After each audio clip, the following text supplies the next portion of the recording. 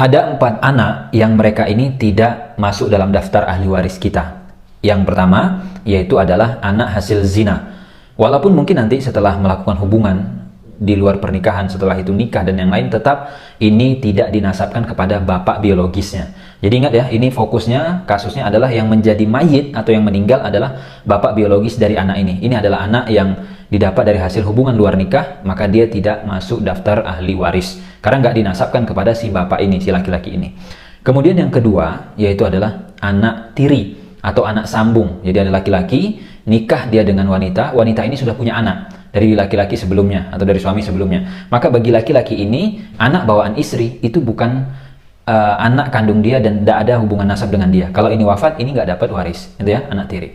Yang ketiga, anak angkat atau adopsi. Ini nggak ada hubungan nasab sama sekali, jadi kita aku saja, tapi nasabnya kemana? Ke bapak aslinya, ke ibu aslinya, bukan ke kita. Harus sebutkan nasab dia dan nggak boleh ditutupi, gitu ya.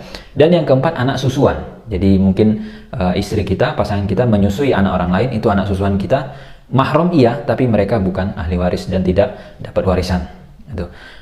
Yang kelima ada sebenarnya, yaitu adalah anak kandung, tapi dia murtad, dia beda agama dengan kita, itu juga bukan ahli waris. Terus solusinya gimana gitu ya? Solusinya disediakan oleh syariat untuk yang mereka-mereka ini tadi, anak tiri, anak hasil zina, kemudian anak susuan, anak angkat.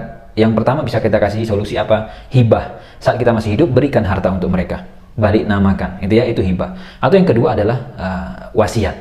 Siapkan wasiat untuk mereka. Kamu nggak dapat waris loh ya kalau saya wafat, karena kamu tadi anak angkat, kamu adalah anak susuan, kamu adalah anak dari istri, gitu kan, bukan anak kandung saya, kamu adalah anak di luar nikah hasil zina misalkan, maka ini ada wasiat. Dah. Kalau nggak ada wasiat, bagaimana? Tidak ada namanya wasiat wajibah. Ya. Kalau nggak ada wasiat, nggak usah dibuat-buat wasiat lah. Orang nggak ada wasiat kok, gitu ya. Ya sudah, berarti nggak ada wasiat. Itulah kenapa ya penting sekali kita memahami hibah, memahami wasiat, supaya kita bisa lakukan hal-hal yang sesuai dengan koridor syariat. Fikih warisnya jangan diutak-atik. Jadi ada orang mengatakan, tapi ini anak angkatnya lebih berbakti, anak susuannya lebih baik, atau anak yang murtad tadi lebih berbakti dan yang lainnya, berarti bisa dong dipaksain masuk? Nggak bisa. Aturan waris jangan diutak-atik, gitu ya. Udah disediakan solusi dari syariat, ikuti aja solusinya. Jangan kita utak-atik. Itulah gunanya kita belajar. Ya, wallahu alam, semoga bermanfaat.